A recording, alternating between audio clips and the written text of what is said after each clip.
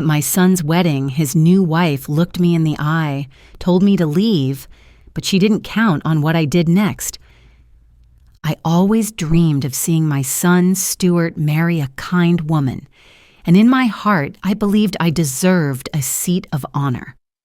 Growing up in the humid haze of Florida, I had raised him alone after his father vanished, wearing 2 hats and never complaining. My hair turned silver, my hands grew calloused, yet every sacrifice was worth it when I saw him smile at his high school graduation. The average wedding today costs about $33,000 according to surveys, but love is supposed to be priceless and sacred. I had saved up for decades, taking extra shifts at the diner and sewing dresses at night so I could give him the wedding of his dreams. Before I continue, please take a moment to subscribe so that you're the first to listen to these new stories as I post them here on the channel, and click the like button to show other moms with grown-up kids that we're all in this together. He met Laura at a corporate retreat. He called to tell me he had found the light of his life, his voice bubbling with excitement. She sounded sweet on the phone, asking about my favorite dishes and childhood memories, and I was eager to embrace her into our family. Maybe it was naive of me to assume everything would be rosy, but optimism had always been my shield against the harshness of life. I began to imagine helping pick out centerpieces, tasting cakes together, and dancing with my son under the glittering lights as he whispered, "Thank you." The tradition in many families is for the bride's side to handle the ceremony and the reception expenses, while the groom's family covers the rehearsal dinner, entertainment, and bar tab. I asked Laura about her plans and offered to handle the rehearsal dinner, the DJ and the bar, expecting to share in her joy and lighten the load. Instead of gratitude, she gave me a sharp nod, as if I were a distant acquaintance, rather than the woman who had raised her future husband alone. Weeks passed without invitations to planning meetings or fittings, and my attempts to offer help were met with polite avoidance or passive suggestions to just send money. The mother of the groom often feels left out because the focus tends to be on the bride and her family, but I promised myself I would stay calm. I swallowed my pride and continued sending payments for deposits on venues and caterers, assuming my time to contribute meaningfully would come soon enough. Behind the scenes, I kept spreadsheets of every check, every invoice, each price for linens and flowers, because years of budgeting had trained me to be organized. My friend Gloria warned me that weddings can bring out the worst in people because of the pressure to be perfect, and her words lingered in my head. I brushed away her concerns, convincing myself that Laura's distance was simply nerves and that I could handle a bit of coldness for the sake of my son. Each time I looked at the deposit receipts pinned on my bulletin board, I imagined the look on Stuart's face as he watched his bride walk down the aisle. That vision was my guiding star through months of subtle slights and ignored messages, because I thought the final result would mend every hurt. As the months rolled on, my role in the planning remained minimal, and I began to feel like an outsider peering through frosted glass at a life I funded. I offered to join Laura at the florist to choose colors, but she said she had it covered and quickly hung up before I could ask another question.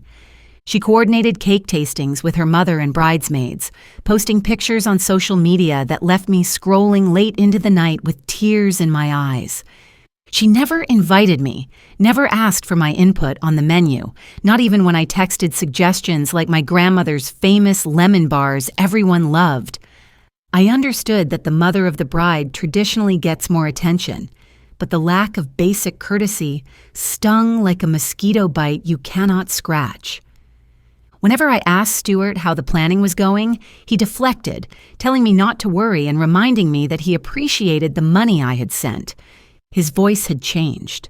There was a new hesitation, as if he were torn between loyalty to his future wife and loyalty to me, his mother. Friends started to whisper that perhaps I was being taken advantage of, but I defended the couple because I did not want to believe there was malice involved. In our community, families often share the cost of weddings, yet I was carrying the lion's share, and the scale was tipping dangerously toward resentment.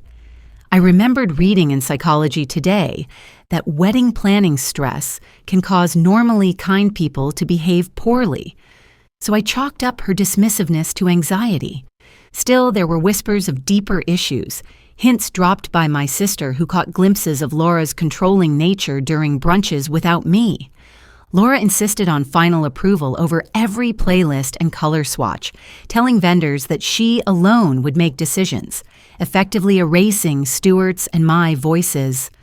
At one point, she even told me that she had chosen a special dance for her and her father, and there would be no mother-son dance, claiming it was outdated.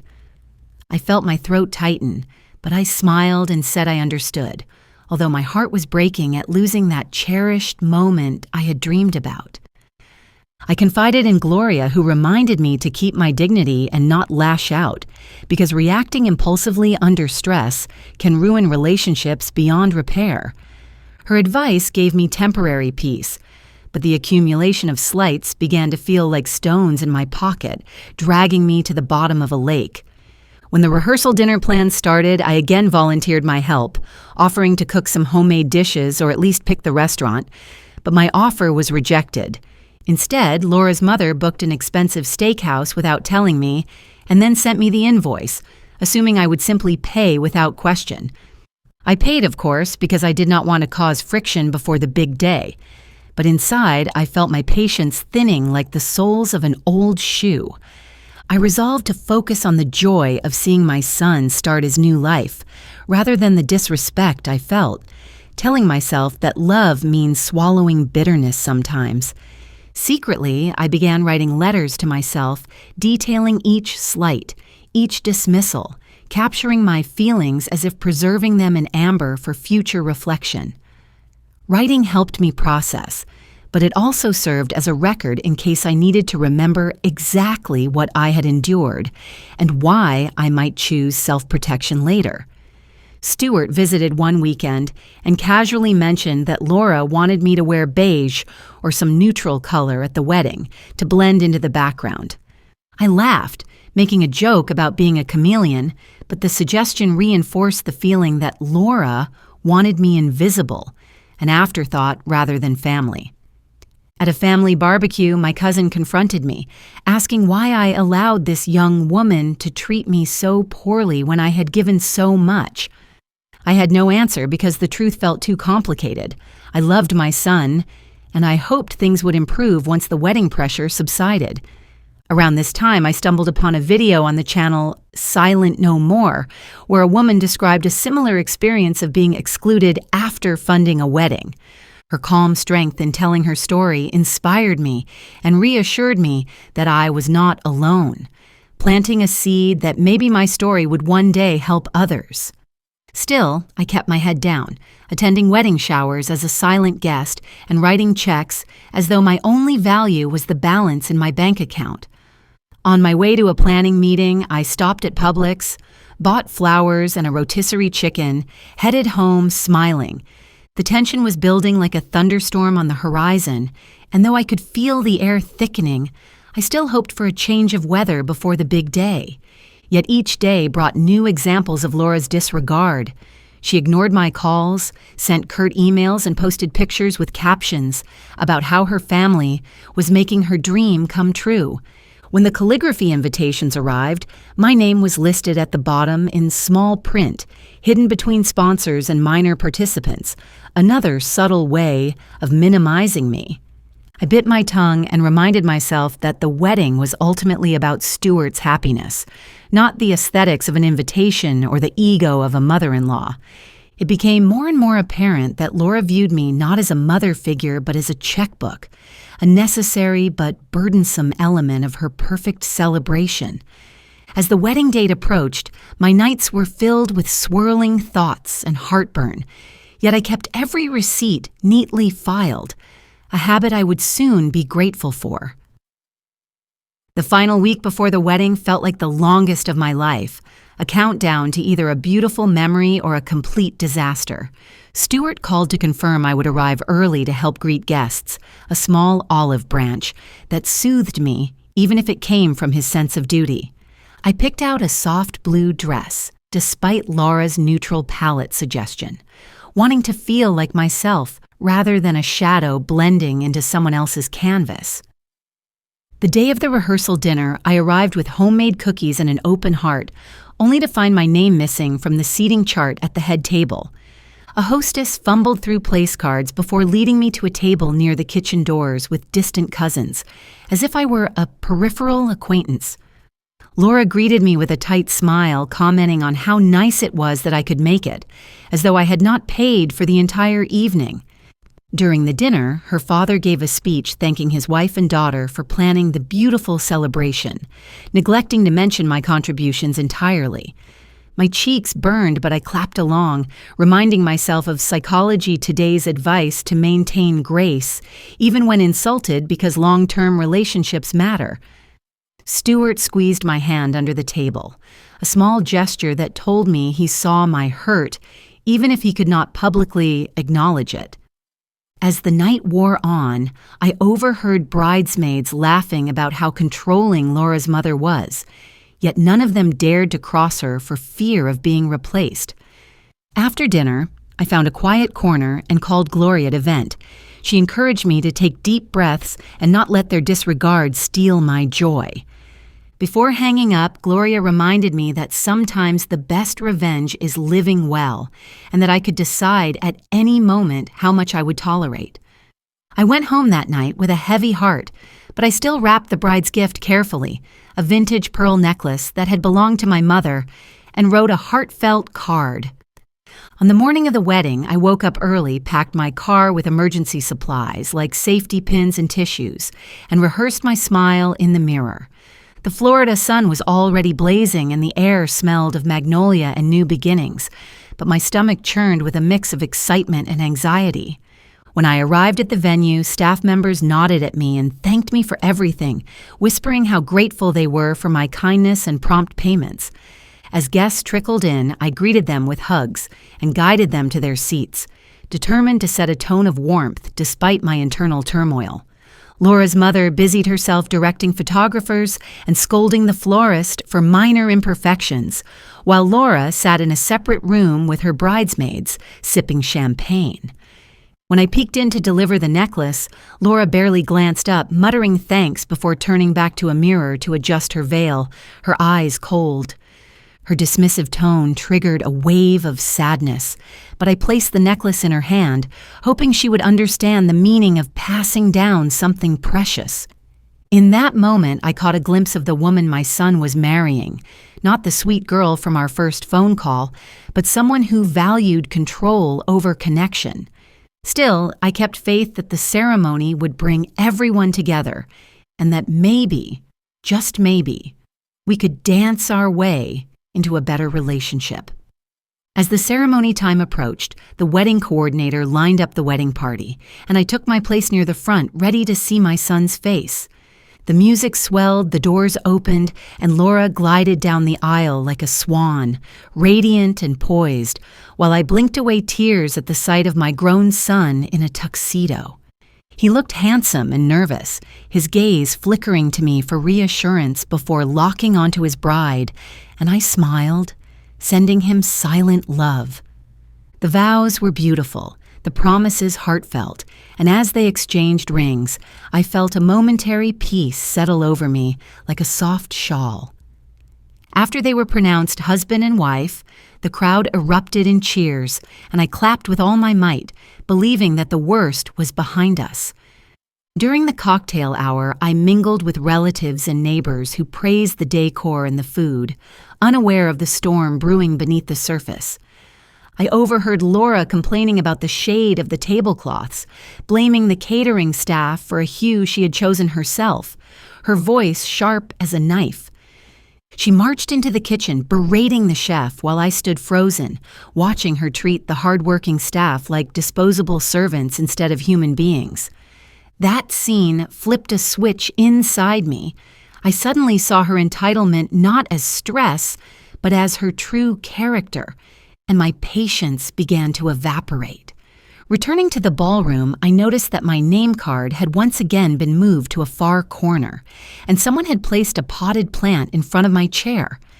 Anger bubbled up, but I remembered my friend's words and decided to observe a bit longer to see if this pattern would continue or if there was a breaking point. Throughout dinner, the DJ played songs from Laura's curated playlist, ignoring the requests I had quietly submitted weeks ago for a mother-son dance or any oldies I adored. When I approached him to ask if he could fit in a single song for Stuart and me, he shrugged apologetically and said he had strict instructions not to deviate. I sat back down and felt like an extra in a film that I had financed, but in which I would not be credited, my heart aching with every passing minute. At one point, Laura's bridesmaid tripped and knocked over a glass of red wine onto my blue dress, and rather than apologizing, Laura glanced over and smirked. The staff scrambled to clean up while I dabbed at the stain, trying to hide my embarrassment, my hands shaking slightly as I felt the last of my goodwill drain away. I thought of the money, the years of sewing and saving, the nights my son and I ate beans and rice so I could build a college fund and later a wedding fund. None of that seemed to matter to Laura, who tossed her head back in laughter with her friends while I sat alone at my table, invisible and humiliated. I turned my head and saw the catering manager behind the bar. He looked at me with concern, as if he sensed my rising distress. In that moment, something inside me clicked into place, and a calm clarity washed over me, the kind that precedes a storm. I realized that I could continue to allow myself to be disrespected, or I could take control of the one thing Laura had overlooked, the financial leverage I held. I excused myself from the table, walked outside into the humid night air, and called Gloria, telling her I might need her as a witness to what I was about to do.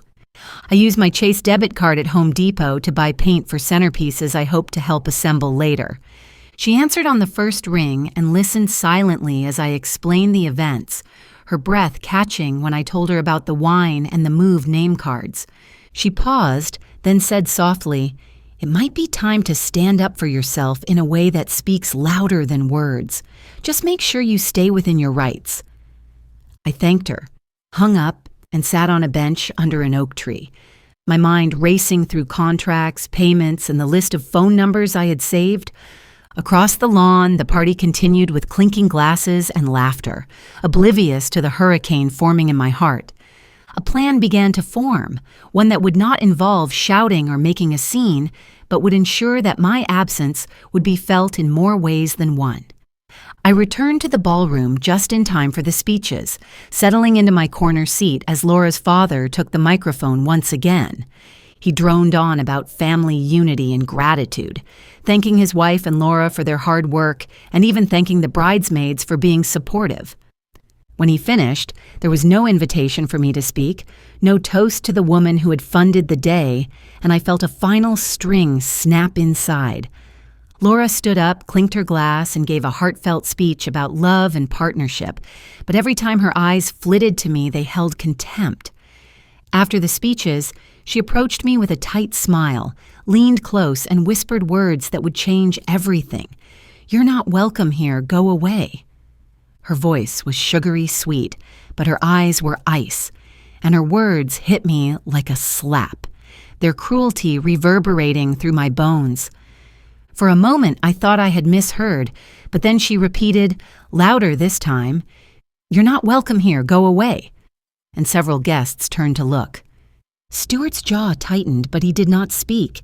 He stood behind Laura like a statue, his hands clenched at his sides, his silence deafening. Humiliation washed over me, hot and suffocating, and I could feel the eyes of everyone in the room on me, waiting to see how I would react. Instead of crying or causing a scene, I smiled calmly, nodding as if she had just asked me to fetch more napkins, and I quietly excused myself.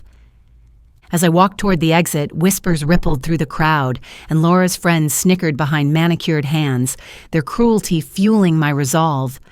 Out in the hallway, the catering manager caught up with me, concern etched on his face, and asked if everything was okay. I took a deep breath and told him that I was leaving per the bride's request. But before I left, I needed to speak with him and the staff privately. We stepped into a small office near the kitchen, and I closed the door behind us, my heart pounding but my voice steady. I pulled out my folder of contracts and receipts, showing him that every major payment for the evening, from the venue to the band, had come from my account. His eyes widened as he flipped through the documents, nodding as he recognized each signature and invoice number that matched his records. I explained that the bride had just asked me to leave her wedding, and since I was not welcome, I intended to cancel the remaining payments effective immediately. At first, he looked shocked. Then his face softened with understanding, and he asked what I wanted him to do. I told him that I respected him and his staff immensely, and that this decision was not about punishing them, but about standing up for myself. If the bride wanted me gone, then my money would leave with me. I asked him to close the bar, stop serving dinner, and instruct his team to pack up quietly. He hesitated, concerned about the guests, but I reminded him that the contract allowed me to halt services if I felt unsafe or disrespected, and he nodded. We agreed that the staff would be paid for their time thus far, but they would not work the rest of the evening, and I would call the other vendors next. I stepped outside and called the band leader, whose van was parked behind the venue, and explained the situation. After confirming the payment history, he agreed to leave. One by one, I dialed the florist, the photographer, and the transportation company, telling each of them that due to mistreatment, I was terminating services. Because I had arranged and paid for everything under my name, none of them questioned my authority, and each vendor expressed sympathy as they packed up. Within 20 minutes, the kitchen lights dimmed, the bar taps stopped, and the musicians quietly unplugged their instruments and began to roll up wires. Guests looked around in confusion as servers stopped bringing out plates, and the DJ announced a brief intermission before disappearing entirely. Laura looked up from her conversation and frowned, then marched toward the kitchen, only to find the doors closed and the chef taking off his apron. Stuart rushed after her, his face pale, and I watched from the doorway as realization dawned on them like a cloud swallowing the sun. The room buzzed with questions. People wondered why the lights were dimming, why there was no more champagne, and murmurs grew louder with each passing second. Laura's mother approached the bar, demanding a drink, but the bartender shook his head politely and said the bar was closed due to payment issues. She spun on her heels and headed straight for me, her eyes blazing, asking what I had done, and I responded calmly that I was simply following the bride's wishes. If I was not welcome, neither was my money, I said with a smile, and I watched her face contort between shock and rage. She began to raise her voice, but the venue manager stepped in, reminding her that our contract allowed me to halt services at my discretion as the payer. Guests started whispering, some laughing nervously, others pulling out phones to record the chaos, and the atmosphere quickly shifted from celebration to confusion. Stuart finally found his voice and asked me to stay, his eyes pleading, but the bride grabbed his arm and hissed that they didn't need me or my money. His shoulders slumped as he realized the consequences of their actions, but Laura maintained her stance, her pride blinding her to the disaster unfolding.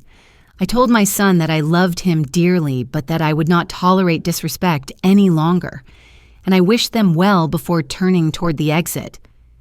As I walked out, the silence behind me was deafening, broken only by the clatter of plates being stacked and the faint sound of a violin being packed away.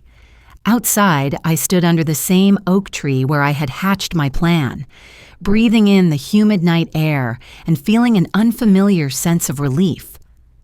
The staff began to leave, some offering me hugs and kind words, others shaking their heads in disbelief at the events they had just witnessed. I thanked each of them, ensuring they were paid for their time, and apologized that they had become collateral damage in a stand against disrespect. As I drove home, my hands gripping the steering wheel tightly, I felt a mixture of sadness and empowerment swirling inside me like a tropical storm. Part of me mourned the wedding that could have been, the dance I never got to have with my son, and the memories that would now be tarnished forever. Another part of me felt liberated, as if years of swallowing my voice had culminated in a single decisive act that redefined my boundaries. During a break at the diner, I sipped Starbucks coffee and scrolled through photos wondering what I was missing today. I knew there would be consequences, gossip, and perhaps even estrangement, but I also knew that I had reclaimed my dignity, and that was priceless. At home, I poured myself a glass of sweet tea and sat on the porch, listening to the crickets and replaying the evening in my mind. I wondered if I had overreacted, but then I remembered Laura's words, "You're not welcome here," and the way my son had looked away instead of defending me. Those two moments fused into a clear picture. I had been pushed out of a space I paid to create, and my only leverage was to withdraw my support. As the stars twinkled above, I made a promise to myself that I would never again allow anyone to reduce me to a wallet with no feelings. No amount of tradition or pressure could justify the degradation I experienced, and I hoped that my son would one day understand why I did what I did. The morning after the wedding, my phone lit up with dozens of messages, some sympathetic, others accusatory, and a few simply curious about what had happened. Relatives who had witnessed the scene sent me supportive notes, thanking me for standing up against rudeness and for valuing self-respect over appearances. However, Laura's family members left voicemails laced with anger, accusing me of ruining the most important day of their lives and demanding reimbursement. I calmly replied that I had canceled payments on services that had not been rendered and that I was within my contractual rights to do so. Rumors began to swirl on social media, painting me as a villain or a hero depending on the storyteller, and I chose not to engage publicly. Instead, I spent the day in my garden, pulling weeds and feeling the sun on my face, grounding myself in the tangible beauty of nurturing life. That evening, Stuart called me, his voice cracking as he apologized for not standing up for me and for letting things spiral out of control. He confessed that he had been afraid to challenge Laura because he did not want to start his marriage with conflict, but he regretted his silence. We talked for hours, sifting through years of memories, and by the end of the conversation, we agreed to meet for coffee later that week. While his apology did not erase the hurt, it showed me that my son still cared and that there was hope for mending our bond. When we met at a local diner, he looked tired and remorseful, his eyes red from what I assumed were many arguments and sleepless nights. He told me that after I left, the wedding descended into chaos, with guests leaving, vendors gone, and Laura screaming at anyone who would listen. He said he had not realized how much I had contributed until everything disappeared and he was left with an empty ballroom and a shattered image of perfection. He recounted how Laura's parents demanded refunds and threatened lawsuits until they realized that the contracts were under my name and had been honored up to that point. He admitted that he had felt trapped between the woman he loved and the mother who had raised him, and he now understood the cost of neutrality. I listened, sipping my coffee, and told him that I loved him unconditionally, but that love does not mean enabling disrespect or sacrificing one's self-worth. He nodded, tears pooling in his eyes, and promised to do better in standing up for the people he loved, even when it is uncomfortable. Over the next few weeks, the dust settled, though the relationship between me and Laura remained strained, a brittle truce that required careful steps. She sent me a short email acknowledging that she had been stressed and that she should not have told me to leave, but there was no real apology. I chose to accept that email as the closest she could come to admitting fault, and I focused on rebuilding my life without the weight of pleasing her. Meanwhile, my story began to gain traction online after a cousin posted a video recounting the events, and strangers reached out to express solidarity. Many shared their own tales of funding weddings only to be disrespected, and some said they too had been inspired by Silent No More to speak up. I was invited to share my story on a podcast that highlighted family dynamics and financial boundaries, and I agreed, hoping to help others find their voice. During the interview, I spoke candidly about the average cost of weddings, the traditional expectations placed on families, and the importance of respect over spectacle. I referenced the article that noted how mothers of the groom often feel left out, and encouraged couples to include all parents in the planning to avoid resentment. I also mentioned that wedding planning can bring out the worst in people due to stress, and that maintaining dignity is crucial. Messages poured in from people thanking me for validating their experiences and for reminding them that it's okay to set boundaries even in the name of love. In time, I felt a shift within myself. The bitterness faded, replaced by a steady confidence that came from surviving humiliation and choosing self-respect. Stuart and I grew closer, our bond strengthened by honest conversations and a mutual understanding that relationships require constant communication and courage. Laura remained distant, but we maintained civility at family gatherings, exchanging polite conversation while keeping deeper emotions at bay. I realized that forgiveness does not always mean forgetting or restoring closeness. Sometimes it simply means releasing yourself from the burden of anger. Months later, a neighbor asked if I regretted what I had done, and I paused before answering, reflecting on everything that had transpired. I told her that I regretted the circumstances that led to my decision, but I did not regret standing up for myself when no one else would. I explained that in modern weddings, there is a misconception that the person paying should have no say, but in reality, respect should be mutual and constant. She nodded, sharing that her own daughter's wedding had nearly broken her spirit, and she thanked me for showing her another way. One evening, I sat at my kitchen table and wrote a letter to my younger self, the one who had just begun saving for Stuart's future.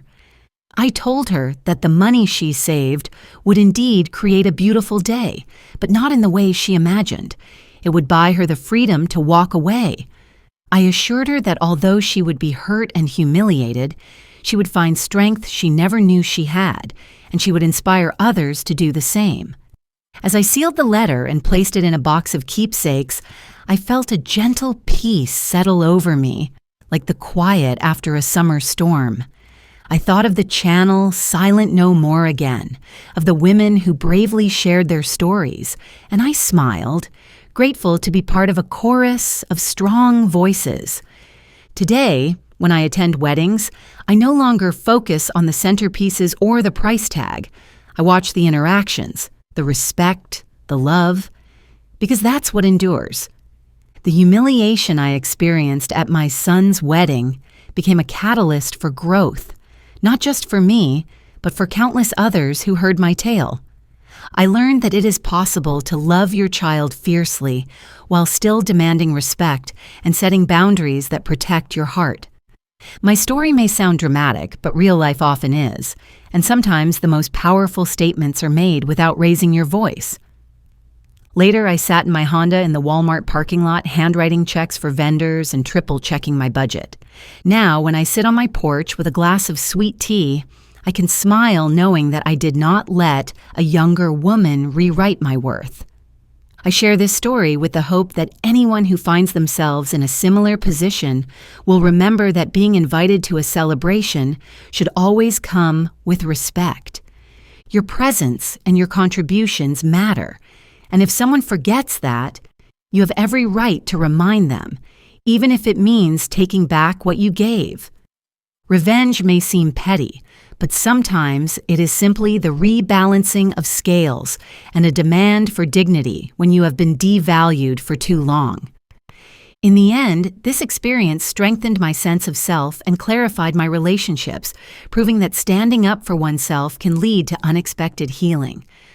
I will always carry the memory of that night, not as a wound, but as a badge of courage, reminding me that I am more than the money I provide. So if you ever find yourself shouted at and told you are not welcome, remember my story, take a breath, and decide what you are willing to tolerate. You may surprise yourself with the power you hold and the peace that comes when you choose self-respect over silent suffering. And should you need inspiration, think of the countless stories on channels like Silent No More, where voices like mine remind you that you are never alone.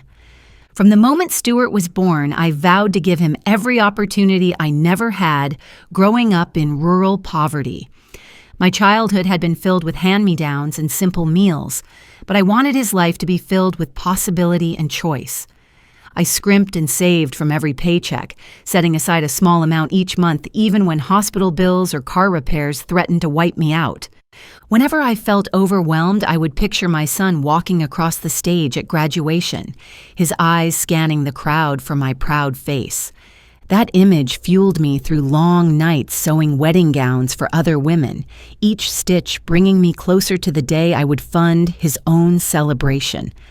I knew that weddings were expensive, but I told myself that my hard work would ensure Stuart's day would be free of financial stress and full of joy.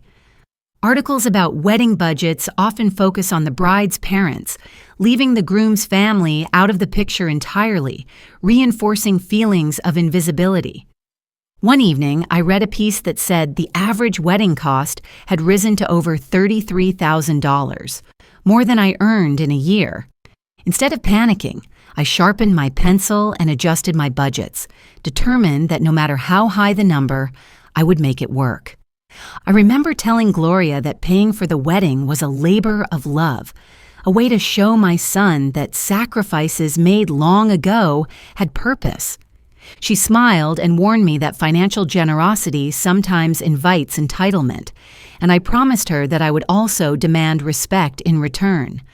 As a single mother, I learned early that generosity should not be confused with obligation, a lesson that would prove vital in the months to come. When Stuart called to say he had proposed, I wept tears of joy and relief, believing that my years of saving had found their destination. I wanted to be present for every milestone leading up to the wedding, to savor the anticipation and delight of planning alongside my son and his partner. My own wedding decades earlier had been a courthouse affair, quick and quiet, with no white dress or reception, making this upcoming celebration feel even more special.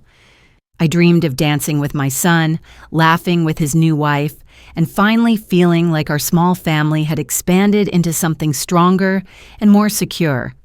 Those dreams kept me company through lonely evenings, reminding me that the future could be bright, even if the past had been filled with storms. Every time I wrote a check to a vendor, I imagined the laughter and love those dollars would foster, treating each payment as an investment in memories. I often told myself that I was not just paying for food and flowers. I was paying for respect, inclusion, and acknowledgement of my role in Stuart's life. The lines between generosity and expectation can blur, and I tried to navigate them with grace, hoping my kindness would be reciprocated with simple courtesy. Some nights I sat on my porch with a ledger on my lap, calculating costs while listening to crickets, letting the numbers soothe me like a lullaby. I read articles about modern weddings, absorbing advice about blending tradition and individuality, and I took notes about how to support without intruding. Little did I know that my attempts at selflessness would be met with silence, and that I would need all the inner strength I could muster. Looking back, I realized that the seeds of the conflict were planted not on the wedding day, but in these quiet moments when my generosity was taken for granted. Being a mother taught me to hope for the best while preparing for the worst, and this approach shaped everything I did as the wedding loomed closer. I stocked my freezer with casseroles for post-wedding gatherings, bought comfortable shoes for long hours of standing, and kept my sense of humor intact. Even as red flags appeared, I refused to focus solely on them, choosing instead to trust that love would guide us all to a place of understanding. This duality between hope and caution created a constant internal dialogue, one that would become a central theme as events unfolded. That internal dialogue drove me to search for stories like mine, and that is how I discovered the channel Silent No More, long before the wedding day. Hearing others speak about boundaries and respect gave me language I would later need, though I did not yet know how crucial those lessons were. Over coffee with my neighbor Lila, she shared how her own daughter-in-law excluded her from wedding planning, and I felt a pang of recognition and solidarity. Lila advised me to speak up early and assert my role, but I hesitated, not wanting to appear ungrateful or overbearing to Laura and her family. At work, my coworker Nancy laughed when I vented about being asked only to pay bills, calling it a modern tragedy where kindness gets mistaken for weakness. One afternoon, I received an itemized list from Laura with costs for hair and makeup, bridal party gifts, and a honeymoon suite upgrade, all addressed to me.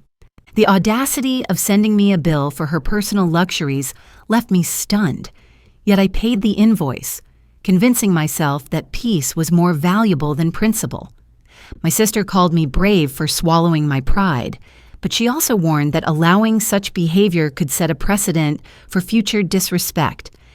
I began to worry about the precedent I was setting, not just for Laura, but for Stuart, who watched how his wife and I interacted and learned from our dynamic. The idea that my silence might teach my son that it was acceptable for his partner to mistreat me gnawed at me during sleepless nights. I decided to talk to him about my feelings, but every time I tried, he deflected, telling me that Laura was stressed and that I should not take things personally. In one conversation, he sighed and said that Laura's mother had taken over because she had a vision, and he didn't want to upset the balance.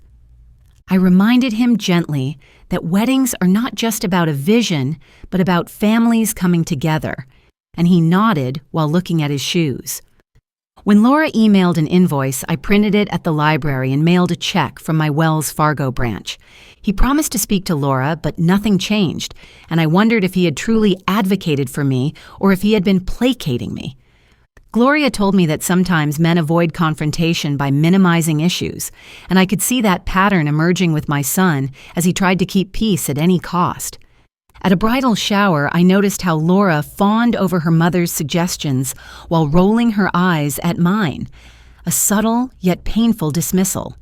Another time, I offered to host a small luncheon for relatives before the wedding, only for Laura to say she preferred something more upscale and professionally catered. When I told her that I could cook as well as any caterer, she laughed and said she didn't want the house to smell of onions on her special week. That comment lingered like a bad odor, making me feel like my home, my cooking, and my care were all inferior to her standards. In my journal, I wrote about how every conversation felt like navigating a minefield, careful not to trigger Laura's wrath or my own tears. I started attending a support group at the local community center for older women dealing with difficult family relationships, and those sessions became my sanctuary. One evening at group, a woman named Maria shared how she had funded her niece's quinceañera, only to be told she was embarrassing and outdated. Maria's story mirrored mine so closely that it felt like fate, and listening to her speak about boundaries strengthened my resolve to advocate for myself. Our facilitator recommended we read articles about family dynamics and financial boundaries, so I read everything from etiquette guides to psychology essays. Many articles emphasize that when a parent pays for a wedding, they are often expected to relinquish all influence, a notion that felt outdated and unfair. In the past, finances equaled authority, but modern couples want the money without the accompanying opinion, creating a recipe for conflict and resentment. Learning this, I realized that my situation was not unique. It was part of a larger cultural shift where generosity was taken for granted and older generations were sidelined. Instead of feeling isolated, I felt part of a broader community of parents grappling with similar challenges, and I drew strength from that awareness. I emailed Laura politely asking if there were any tasks she would like me to handle besides writing checks. Hoping to find a way in, she replied with a single sentence, "Just keep doing what you're doing," which could have been gratitude, but felt more like a directive to stay out of the way. The rehearsal coordinator called me to confirm the bar menu, and we chatted about signature cocktails. I suggested a drink named after my late mother. The coordinator loved the idea, but when she asked Laura for approval, the suggestion was rejected without explanation. Another small dream discarded. Even my attempts to personalize tiny details were met with a wall, and I started to understand that Laura and her mother wanted complete control. One day, I decided to take a step back from the constant planning updates to preserve my sanity, focusing instead on my own hobbies and friends. I dusted off my paints and began working on a landscape inspired by the venue, channeling my frustrations into strokes of color and light.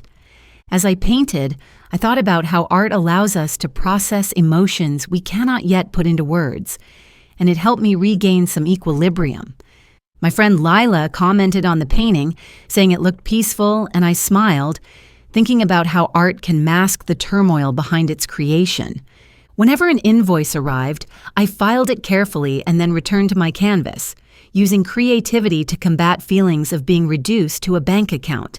At night, I watch videos on Silent No More while brushing my hair, letting the stories of other women wash over me and remind me of my own strength.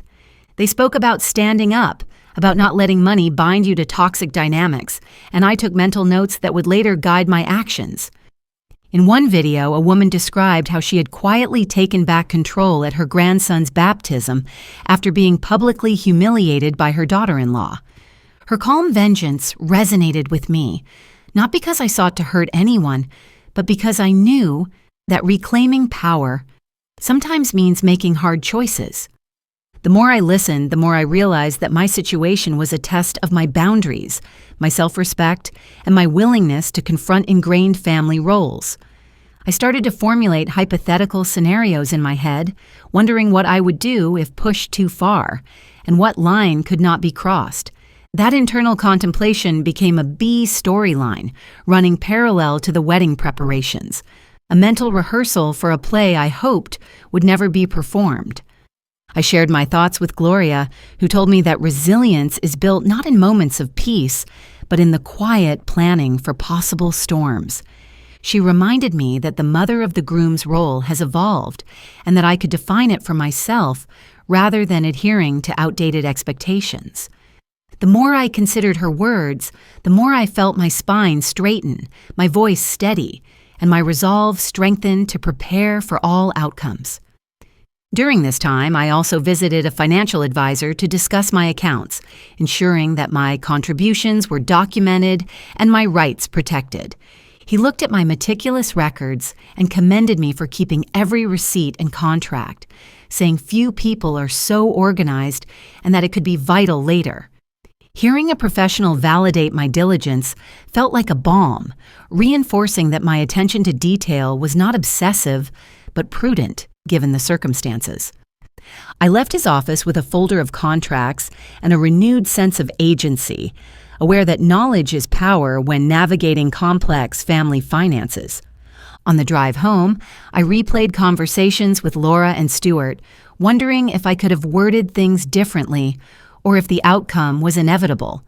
I concluded that I had been nothing but respectful and generous, and that sometimes you cannot force people to reciprocate kindness or appreciation.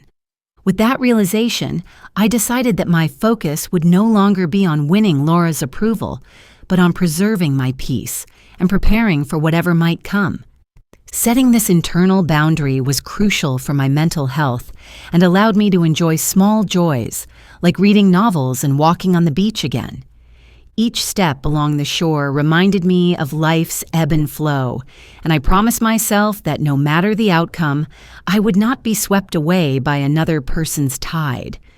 The unresolved tension remained, but I learned to coexist with it, like living beside a dormant volcano while building an escape plan just in case.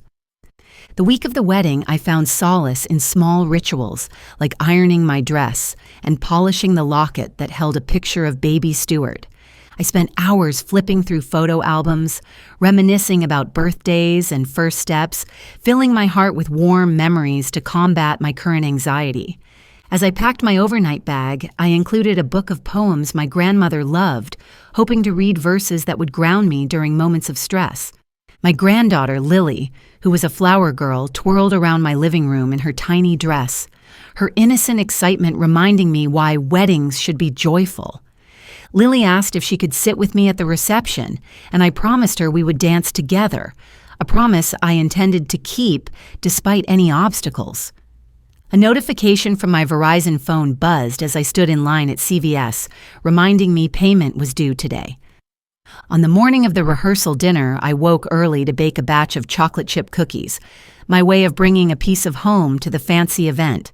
The smell of warm sugar and butter filled my kitchen, comforting me like a hug and reminding me that my love language has always been food.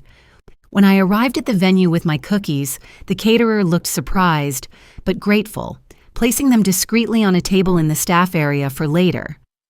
Seeing the staff appreciate my gesture felt like a small victory, a reminder that kindness is always noticed, even if not acknowledged publicly.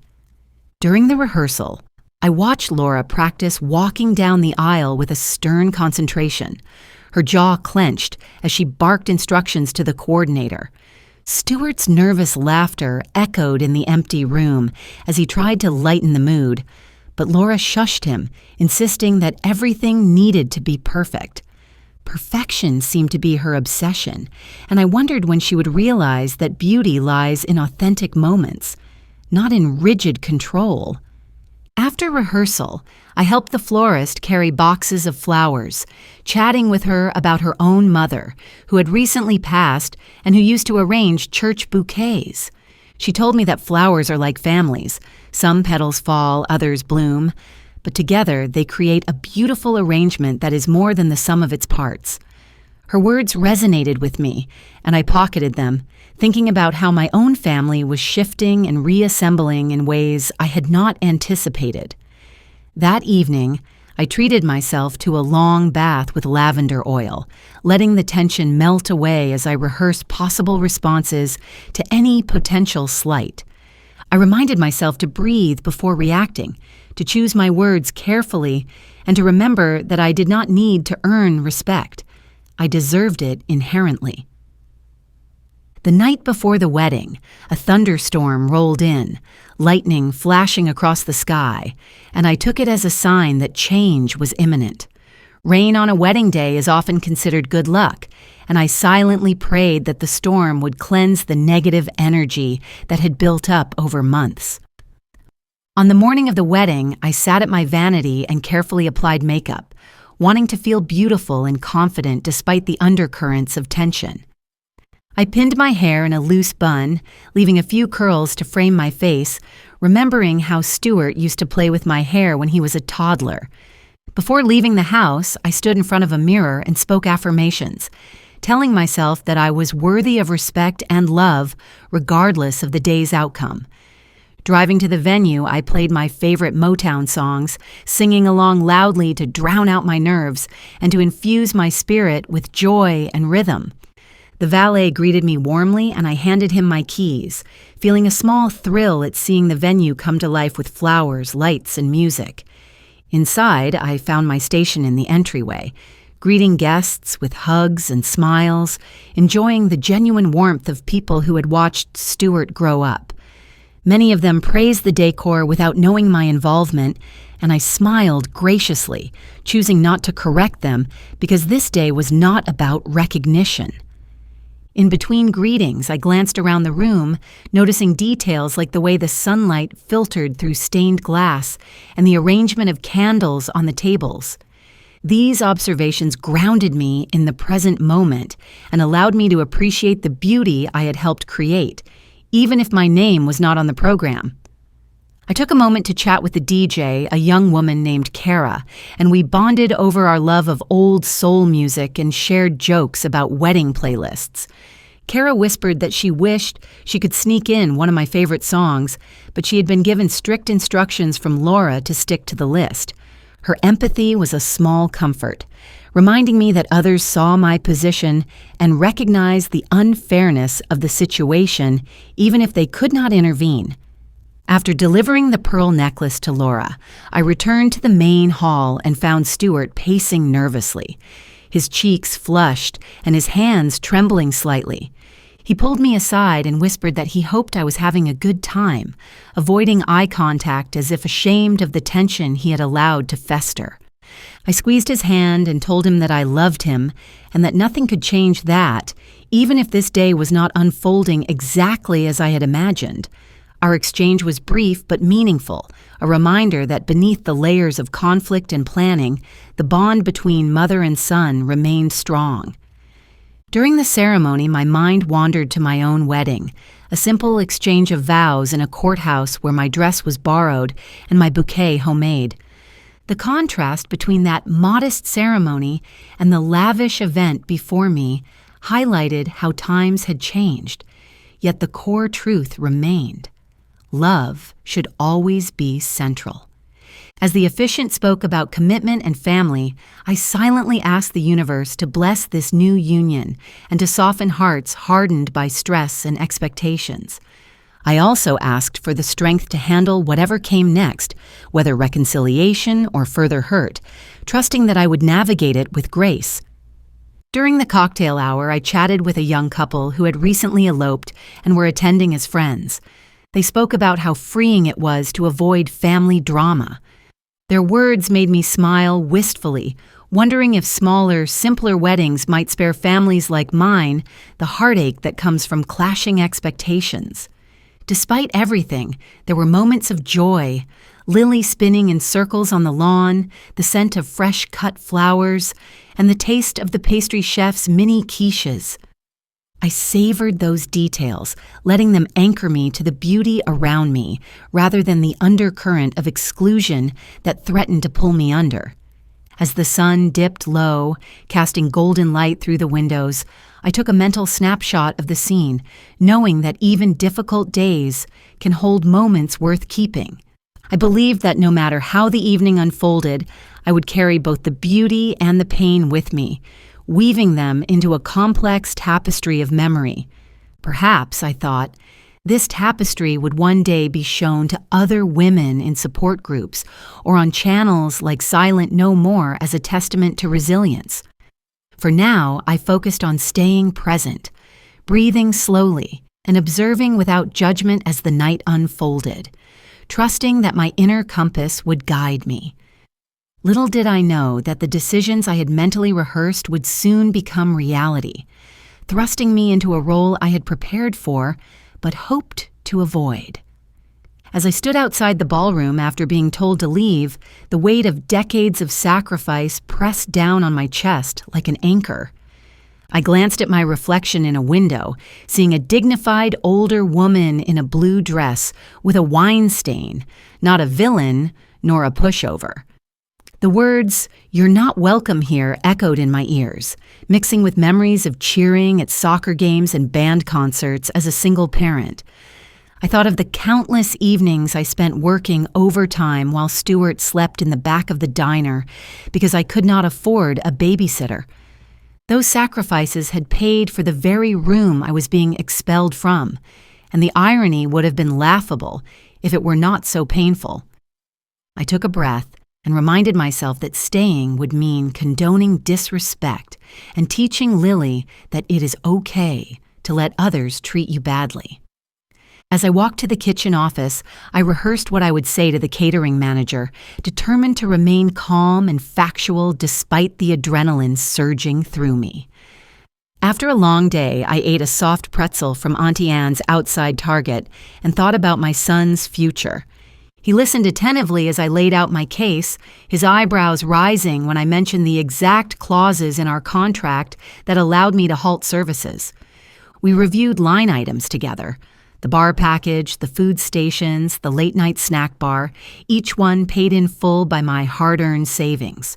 With each page, I flipped, my resolve strengthened, the numbers serving as a reminder that money is not just currency, but stored labor and love.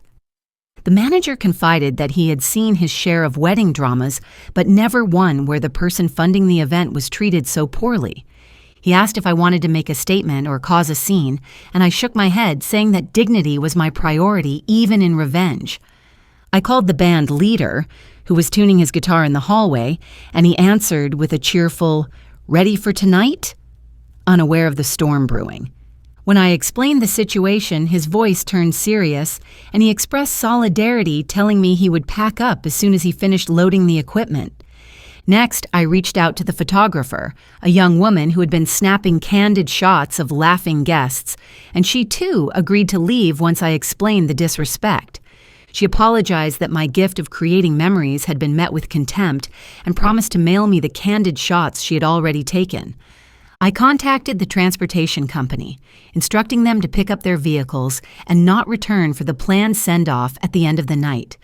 Each call felt like reclaiming a piece of myself, reversing months of feeling small and invisible under Laura's scrutiny and Laura's mother's control.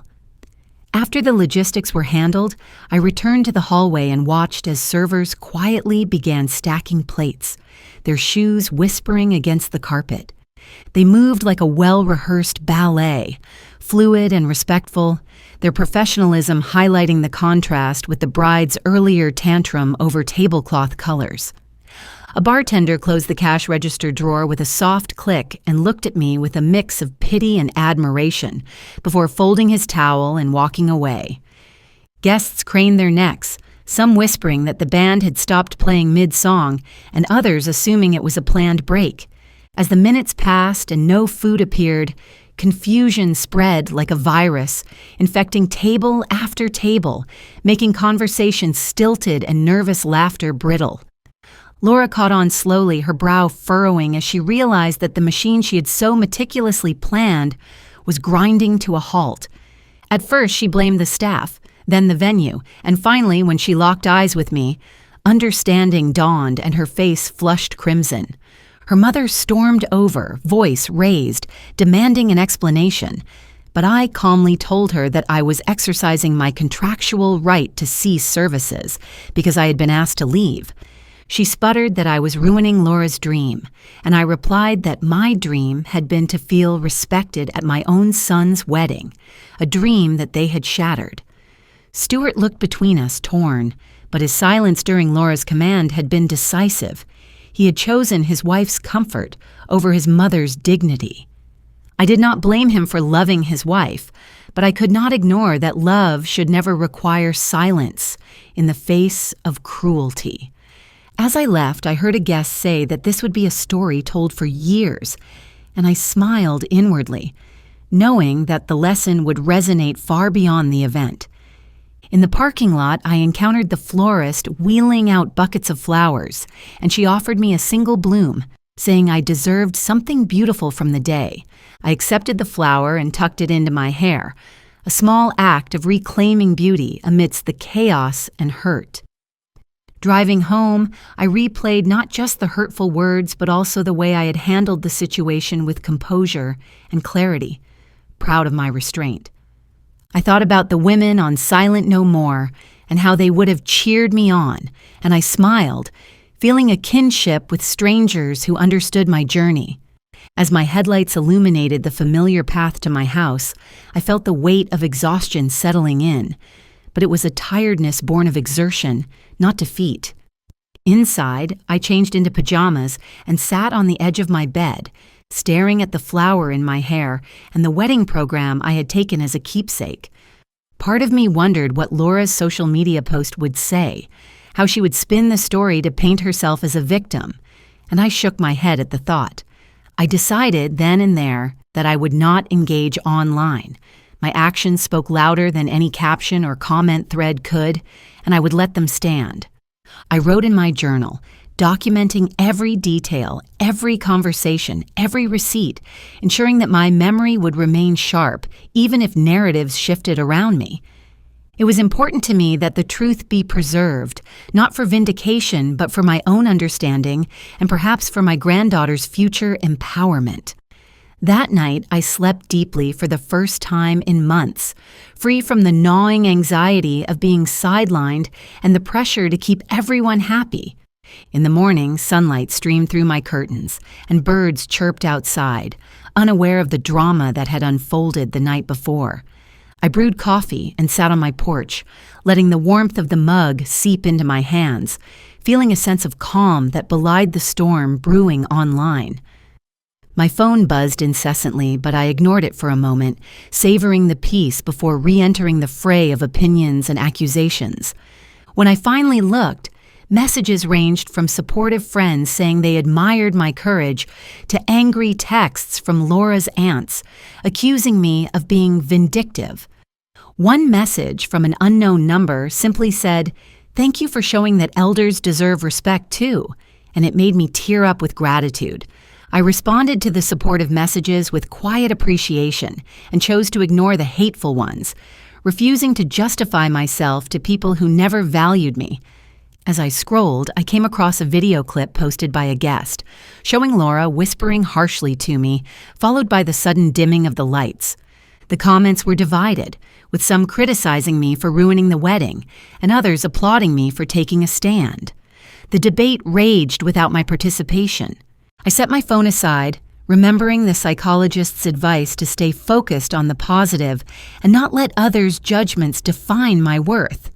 Instead, I took a long walk around the neighborhood, letting the morning air clear my mind and the rhythm of my steps bring clarity.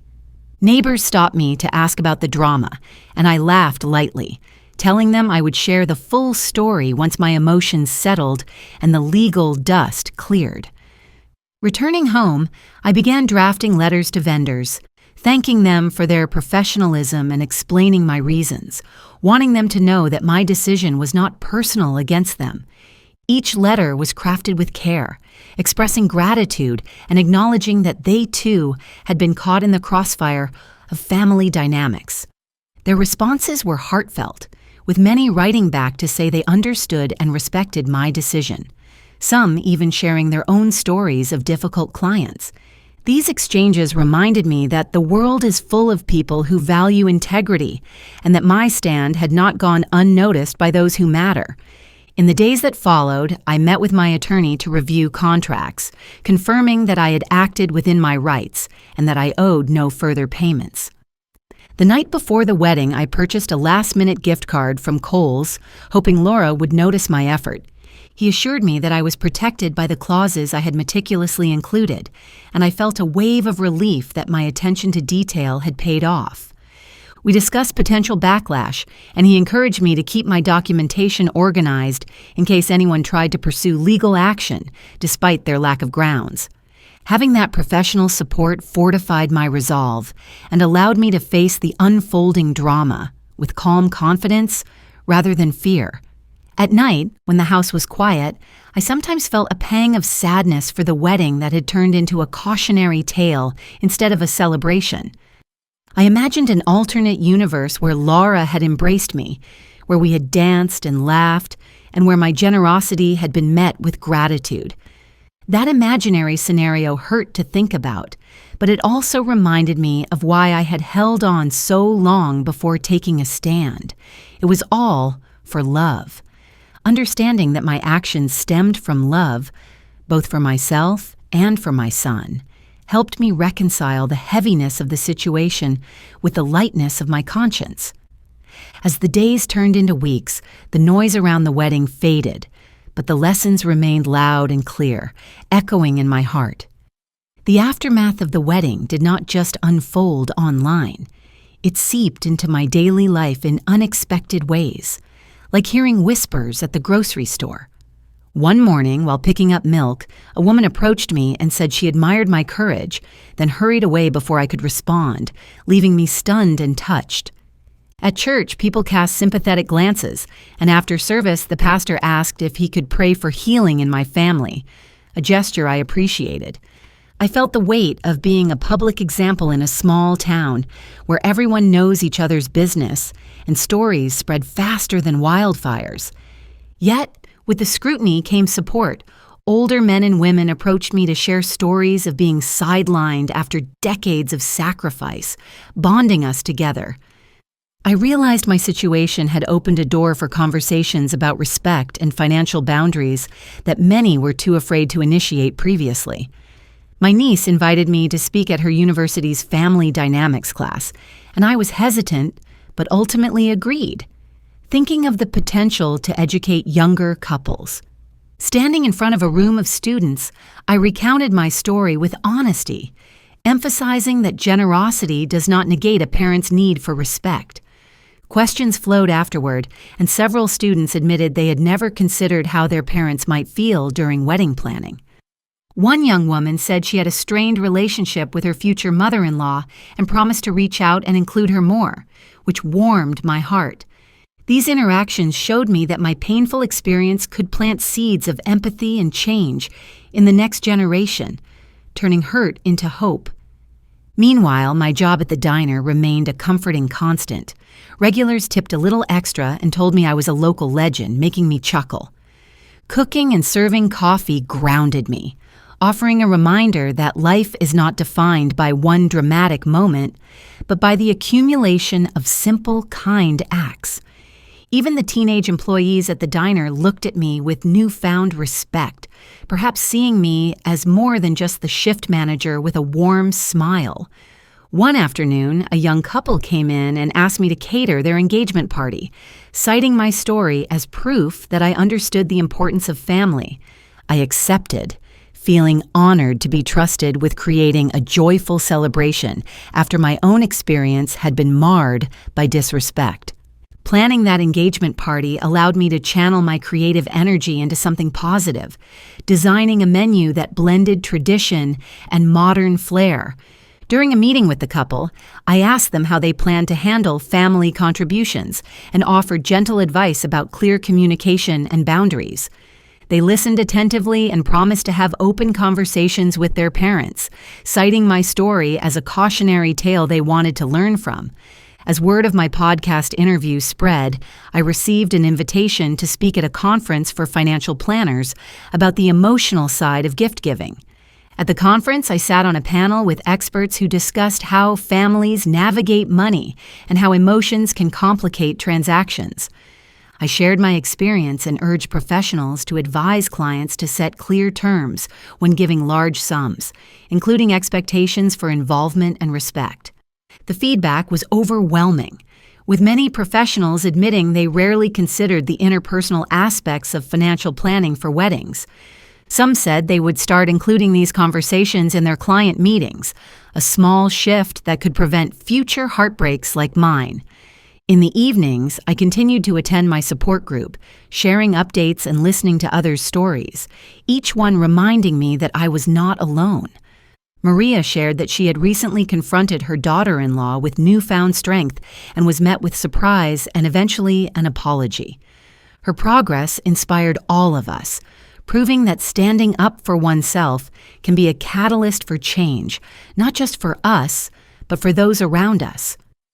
During one session, our facilitator asked us to write letters to the people who had hurt us, not to send, but to release our feelings onto paper. I poured out my feelings in a letter to Laura, explaining how her actions had made me feel small and disrespected despite my love and sacrifices. I described moments when I longed for a simple thank you or acknowledgement that I mattered beyond my wallet, letting tears stain the page. After writing the letter, I felt lighter, and I folded it and placed it in a box with other letters I might never send but needed to write. Our group facilitator then had us write letters to ourselves, celebrating our courage, resilience, and growth, a practice that felt healing and empowering. In my letter to myself, I celebrated the woman who had the courage to walk away when mistreated, and I vowed to continue advocating for respect. The letter reminded me that self-love is not selfish. It is necessary to maintain healthy relationships and boundaries. As weeks turned into months, the shock value of my story faded, but the lessons remained etched into my soul and into the consciousness of those who heard it. Neighbors stopped referencing the wedding and instead asked about my gardening tips or my favorite recipes, which returned a sense of normalcy to my social interactions. I began to host small dinners at my house, inviting friends and neighbors for potlucks, where everyone contributed a dish and stories were shared equally. These gatherings were free of expectations and hierarchy, creating a sense of community that contrasted sharply with the exclusive environment of Laura's wedding. At one dinner, I met a woman named Ruth, who shared that she had once canceled a vacation she funded after her adult children excluded her from planning. We laughed about the parallels in our stories and joked that we could write a book about the art of tactical withdrawal from ungrateful situations. That conversation led us to collaborate on a blog where parents could share experiences about gift giving and boundaries, and we decided to call it Generous Not Invisible. We posted the blog link on forums and were surprised by the influx of submissions from around the world, each story different yet threaded with similar themes of respect. While sorting receipts, I noticed a charge from Shell on the way to the venue and smiled at Destiny today. As the blog grew, we connected with the creators of Silent No More, who offered to feature our stories in a special series about family finances and respect. During the recording, I recounted the wedding in detail, and Ruth shared her vacation story, while the host emphasized the importance of having these conversations publicly. Our episode received thousands of views, and comments flooded in from parents and adult children alike, thanking us for shedding light on a rarely discussed topic. It became clear that our voices were part of a collective shift toward valuing not just the financial contribution of elders, but their wisdom and presence as well. Stuart listened to the episode and called me afterward, his voice thick with emotion, saying that hearing the story from a broader perspective opened his eyes further. He admitted that he had been so wrapped up in pleasing his wife and avoiding conflict that he failed to see the harm his silence caused. Our conversation was long and painful, but we ended it with a renewed commitment to communicate honestly and to protect each other from mistreatment in the future. He told me that he had apologized to his father-in-law for not taking a stand sooner, and that he was working with Laura on setting healthier boundaries with her parents. Hearing that gave me hope that the next family gathering might not feel like a battlefield, but a meeting ground of mutual respect. I also spoke to Laura directly, meeting at a coffee shop where we sat across from each other, two women bound by love for the same man but divided by hurt. She struggled to meet my eyes at first, but then she confessed that she had been overwhelmed by the pressure to create a perfect day and had lashed out. She admitted that her words were unacceptable and that she regretted telling me to leave, recognizing that her behavior came from a place of fear and control. I listened and accepted her apology, but I also told her that trust would take time to rebuild and that respect had to be mutual moving forward. We agreed to start small, perhaps by sharing a meal or planning a family barbecue where everyone contributed and decisions were made collectively. That conversation did not erase months of pain, but it opened a door to a new understanding, one where we both acknowledged our missteps and our humanity.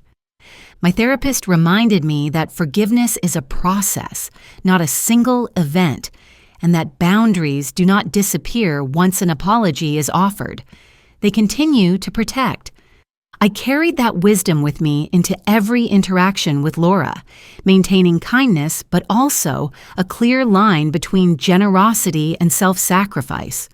Over time, our interactions became less tense, and we even laughed together once when Lily spilled lemonade on the deck and we both scrambled to clean it. That small moment of shared chaos and teamwork hinted at a possibility of a future where we coexisted without resentment, bonded by family ties rather than fractured by them. As I reflected on the journey, I saw that my story was not just about one wedding. It was about the broader need for society to recognize the contributions of elders. It highlighted that generosity should be met with gratitude, not entitlement, and that boundaries are essential to preserve the dignity of everyone involved. I thought about how cultural expectations often dictate that elders fade into the background, and I resolved to continue challenging that narrative through my actions and words. My blog and podcast work connected me with activists advocating for elder rights, and I began volunteering at a local center that offered resources for older adults facing financial abuse. In that work, I met men and women who had been coerced into signing over assets or supporting ungrateful relatives, and I shared my story as an example of saying no. Together, we organized workshops on financial literacy and personal boundaries, empowering seniors to protect themselves and to ask for respect in their families. These workshops filled me with purpose, transforming my painful experience into a catalyst for positive change in my community and beyond. At one workshop, a participant told us that she had canceled her plan to co-sign a loan for a grandchild who dismissed her role in their life, citing my story as justification. She said she felt guilty until she heard about my wedding, and then she realized that her love did not obligate her to be used, and we hugged, crying tears of mutual recognition. Stories like hers fueled my passion and reaffirmed that what happened at the wedding had far-reaching effects, sparking conversations and decisions that empowered countless others. Even though some called my actions petty, the ripple effect proved that boundaries can inspire others to protect their dignity and finances. One day, I received a letter from an older man in another state who said he had been about to pay for his son's lavish wedding, but decided to set conditions after reading my blog. He thanked me for giving him the courage to speak up and said the conversation he had with his family deepened their relationship rather than destroyed it. These messages warmed my heart and reinforced my belief that telling the truth, even when messy, helps others navigate their own complicated paths. In our church group, we started a series of discussions about cultural expectations around elders and finances, and I facilitated a session on healthy intergenerational relationships. We explored how traditional gender roles and family structures are shifting, and participants shared how they were renegotiating roles within their own families. The conversations were rich and sometimes uncomfortable, but they led to greater understanding and compassion among different generations. Through all this, I continued to grow my relationship with Stuart, creating new traditions like weekly phone calls and annual mother-son dinners, where we took turns choosing the restaurant. These intentional gestures helped us rebuild trust and reminded us that love requires effort and time to heal after being tested. I also watched as Laura gradually loosened her grip on perfection and control, seeing glimpses of the woman who had initially charmed me with her kindness. She began inviting me to help plan smaller events, asking for my opinion on recipes and decorations, and though I remained cautious, I appreciated the olive branches. Our new normal was far from perfect, but it was built on a foundation of honesty rather than pretense, and that felt like a victory in itself. Every Thanksgiving, we now go around the table and share one thing we appreciate about each person, a tradition I introduced after hearing about it on Silent No More. That practice fosters gratitude and ensures that no one's efforts go unnoticed, a direct response to the pain I felt when my contributions were ignored at the wedding. When it came time for Lily's school play, Laura called to coordinate who would bring snacks, and we worked together seamlessly, a small but significant sign of growth. At the play, we cheered side by side, our hands clapping in unison as Lily took a bow, and in that moment the bitterness of the past felt further away. As years passed, the wedding became a story told at family gatherings, always with a different emphasis depending on the teller's perspective. Some focused on the shock of the payments being canceled, while others highlighted the bravery of a woman taking back her dignity in real time. For me, it became a marker, a before and after moment that reshaped not only my relationship with my son, but also my sense of self-worth. I invested the money I saved from not paying the rest of the wedding into a scholarship fund for single mothers pursuing education, turning pain into purpose. The scholarship recipients wrote me letters about how the funds changed their lives, and reading them filled me with joy that eclipsed the sadness of that night. As I withdrew the funds from my savings at Bank of America, I felt the weight of each dollar earned. I continued my advocacy work, speaking at national conferences about elder financial abuse and respectful gift-giving, using my story as both caution and inspiration. Silent No More invited me to co-host a series on financial boundaries, and I used the platform to amplify stories of people who felt unseen in their generosity. Through these collaborations, I met experts in psychology and finance who helped me develop guidelines for families to use when discussing wedding budgets. We created downloadable templates that included questions about expectations, involvement, and respect, which were shared widely and downloaded thousands of times. These templates offered families a starting point for conversations that could prevent situations like mine, fostering openness before conflicts escalated. I also wrote a memoir about my life, from my humble beginnings to the infamous wedding, weaving in cultural commentary about gender roles and family dynamics. The process of writing the memoir was cathartic, allowing me to revisit painful moments and frame them within a narrative of resilience and growth. When the book was published, I received messages from readers who saw themselves in my story and felt empowered to reclaim their narratives. I organized book readings at libraries and community centers, and each event turned into a support circle where people shared their experiences and hugged strangers. Being able to turn a painful event into art, advocacy, and community strengthened my belief that our toughest moments can lead to our greatest contributions.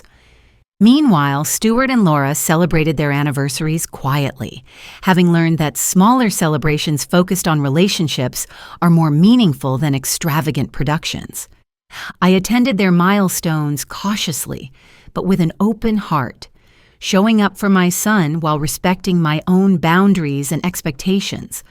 Laura eventually apologized again, this time in a heartfelt letter where she detailed how she had grown and what she had learned about control and respect.